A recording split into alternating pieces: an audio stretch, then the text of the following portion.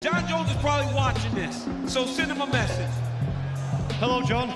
I have nothing against you personally, but I just think I'm better than you. I just know that I can beat you in a fight, so I'm coming for it. Imagine waking up to the headline in fight sports. Quiet-spoken British powerhouse Tom Aspinall finally broke his silence, and the very first words out of his mouth were aimed straight at John Bones Jones. For months, the heavyweight division felt frozen, as if someone had pressed pause on the biggest video game ever, because nobody knew if Jones, often called the greatest of all time, was really retired or just teasing. Fans argued online, reporters made guesses on every podcast, and rival fighters kept training in half darkness, waiting for a green light that never came. I just want to fight somebody. I'm a professional fighter and I want to fight somebody, and I'm overweighting, to be honest. I want to fight. You want to fight indeed. I don't want to fight you unless they're going to pay me. Tom, meanwhile, stayed mostly quiet. He posted funny photos, lifted huge weights, and watched the drama swirl like a snow globe someone kept shaking. Then, without warning, he sat down in front of a microphone and said, in a calm voice that hit harder than a hook, "I'm ready to speak, and John needs to listen." The room went silent, as if every ear was suddenly stuck to a giant speaker. This moment felt big because Tom rarely talks trash. When he does, it means something serious is about to happen. The sort of turning point that can push the whole sport forward or knock it on its back. Everyone sensed the weight of his words instantly. Tom's sudden outburst made perfect sense when you rewind the tape to a quiet interview he gave many months earlier. Back then, while still healing a torn knee and scrolling through rankings every week, he told a small group of reporters, "John Jones will never share the Octagon with me. He'll choose retirement because facing me is too big a risk." To beat John Jones, you need to have fast eyes, fast reactions, fast reflexes.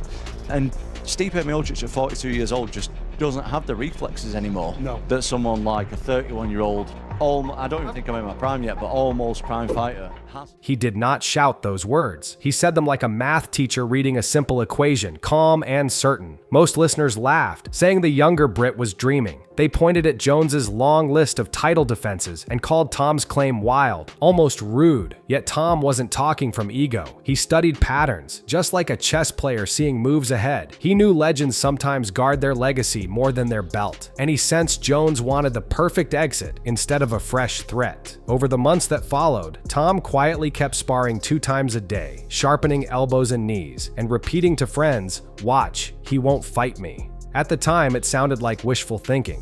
Only later would people replay those clips and realize Tom had been calling the weather before the first dark cloud even formed. His prediction would soon echo everywhere. I bet if he's weighing 215, he would fight Tom Aspinall better than him weighing 245 pounds. In his 205 frame, he could fight Tom Aspinall better than he'd fight him at that 250 because that's not his weight class. While he didn't last long with Cyril, he didn't look as fast. He carried more weight. Cyril just did some weird stuff, and John, you don't make mistakes against him. The first rumble of thunder arrived one ordinary Tuesday afternoon. Phones across the fight world buzzed with an alert saying Jones had called UFC President Dana White and, in plain words, announced he was done. No long farewell tour, no last dance in the cage, just a simple phone call that ended a legendary run. In the same breath, the UFC crowned Tom Aspinall as undisputed heavyweight champion, upgrading him from interim status the way a school suddenly promotes a student from stand-in class monitor to full-time captain. Social media exploded. Some fans cheered for Tom, others cried over Jones, and many just stared at their screens in shock. Highlight videos of Jones choking, kicking, and elbowing past great fighters flooded timelines like a mashup marathon. What do you make of Tom Aspinall? I think he's awesome. I think he should go on and have a wonderful career.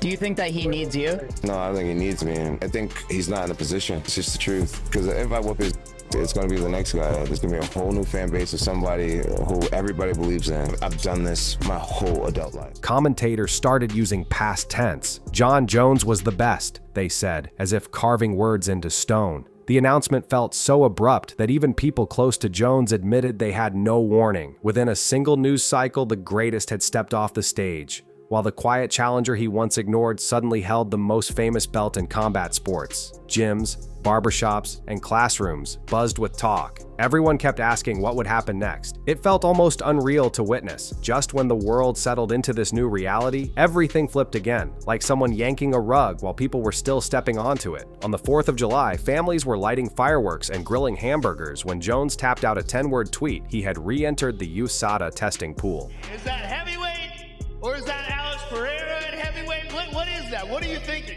You know, I know that we have options. And so I'm just going to see what Uncle Dana wants and what Uncle Hunter wants.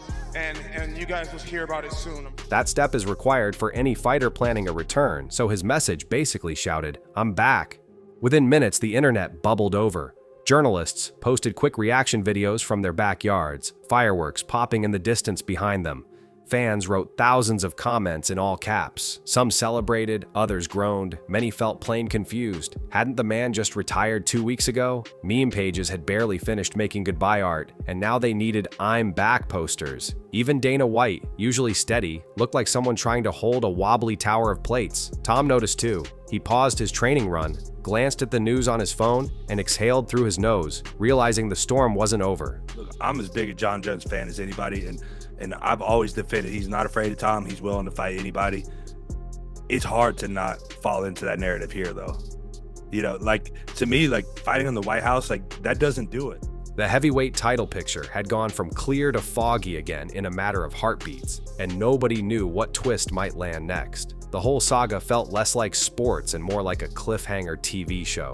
Everyone stayed glued to their phones. The reason for Jones's sudden change soon popped up in another headline, even stranger than the first. Former President Donald Trump, never shy about big ideas, told reporters he wanted to host a live UFC card right on the White House lawn. Picture it: red brick stages on the grass, spotlights bouncing off historic windows, Secret Service agents standing where ring girls usually walk. Trump talked about 25,000 seats, national anthems, and a night to make history. Yeah, the president said he wants a series of festivities to mark the country's 250th anniversary, including a champion UFC fight here at the White House with thousands of spectators. Now, the president has a long relationship with the UFC, and he has a close friendship with the head of UFC, Dana White. For Jones, who loves grand stages almost as much as victory itself, the idea was like dangling a shiny medal in front of a sprinter. He instantly tweeted his support, saying he would fight if the White House event became real. Suddenly, reporters asked if Jones versus Aspinall could headline the most unusual cage in the world. The thought of title punches echoing across the Rose Garden felt part dream, part comic book. Podcasters compared it to gladiators battling inside a castle. Even people who never watch MMA clicked the story because the setting sounded unreal. The rumor of a presidential backyard brawl turned the whole sport upside down, and once again Jones was right in the spotlight. He seems to chase like a moth to a porch light. Cameras everywhere would love that.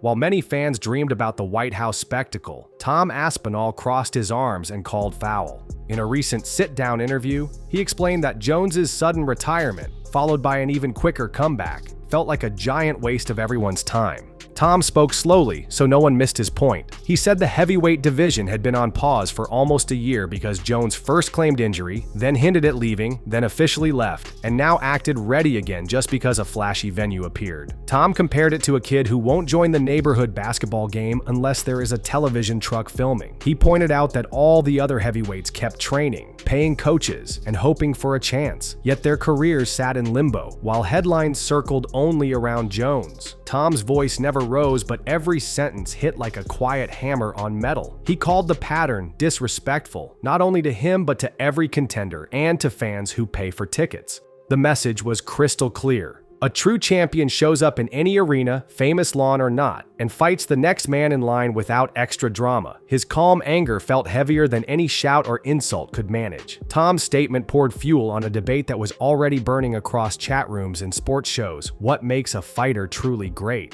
Some supporters argued Jones had earned the right to choose grand exits because of all the records he holds. They said legends deserve victory laps the way retiring teachers get parties. Others replied that greatness is measured in courage, not stage lights, and that a real king defends the crown against any challenger, anywhere. We're going to have a UFC fight. Think of this on the grounds of the White House. Yeah, okay, maybe that's it. I don't think it is that. I do think that he would want to fight at the White House, and I'm sure that every single fighter is going to want to do that. Talk show hosts invited ex-champions to weigh in. One former star said Jones picking only certain nights was like a top student skipping the final exam. Another said big events grow the sport, so why complain? Even people who barely followed MMA joined the back and forth because the question felt universal. Do history books remember Showtime moments or steady work? All week, hashtags flipped between praise and criticism. Tom mostly stayed off social media, choosing to punch pads instead of keys. But he noticed the swirl.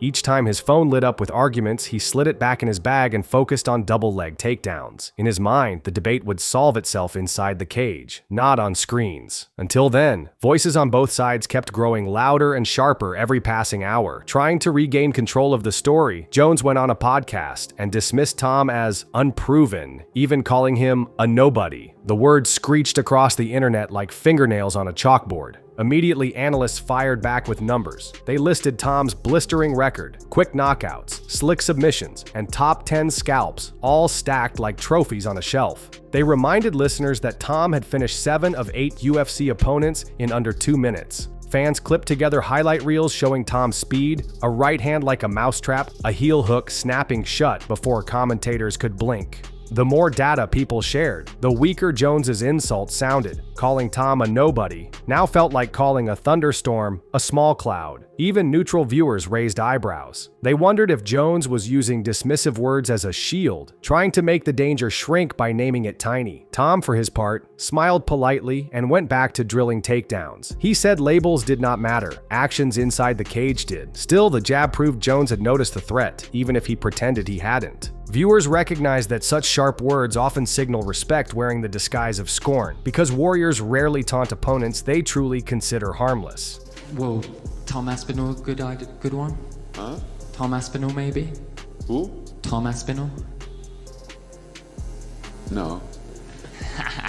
Okay, fair enough. I asked Eric the same. Lost behind the bright headlines was the quiet cost on Tom's daily life. A year without a fight may sound like a vacation, but for a professional mixed martial artist, it is more like sitting in a locked car with the engine running and no key to drive. Training camps are expensive. Coaches, nutritionists, and sparring partners need to be paid. Even worse, the mind can wander when no clear date marks the calendar. Tom admitted the mental battle was tougher than his knee rehab. At least an injury has clear steps and a countdown clock. Waiting for news felt like staring at a phone that never rings. To stay sharp, he built mini goals, adding 3 pounds of muscle, learning new footwork angles, helping younger teammates. Still, each morning he checked messages hoping for a bout agreement. Friends reminded him to relax, but that is hard when your job is punching and wrestling under bright lights. The longer the delay stretched, the more the heavyweight rankings started to feel like shelves gathering dust. Tom kept smiling for interviews, yet his eyes showed hunger. A fighter's prime is short, and every lost month can feel like a stolen chapter. The ticking clock echoed louder in his thoughts each sleepless night. After so many twists, frustrated voices finally turned toward the UFC itself. Critics asked why the promotion waited months to fix the title picture and why they crowned Tom during a quiet, late-night news conference instead of under bright lights at International Fight Week. It felt like a trophy handed out in a hallway while most of the audience was asleep. Talk show panels wondered if the company had granted Jones too much power, allowing one superstar to stall every other athlete's paycheck and dream. At the same time, new rumors claimed Dana White and his team were secretly planning Tom's next bout, perhaps against former champion Cyril Gane in Las Vegas. Tom said he would sign the contract the minute it arrived. Until ink dried, the whole division remained stuck in a strange limbo, part circus, part chessboard. Fans begged for clarity. Either Jones steps in and fights Tom once and for all, or he steps aside and lets the new champion build his own story. Everyone agreed on one thing: the heavyweight belt belongs in the cage, not in press releases, and whoever wants it must prove it under the bright lights for the world to see. The countdown toward that deciding night has already started in every fighter's mind.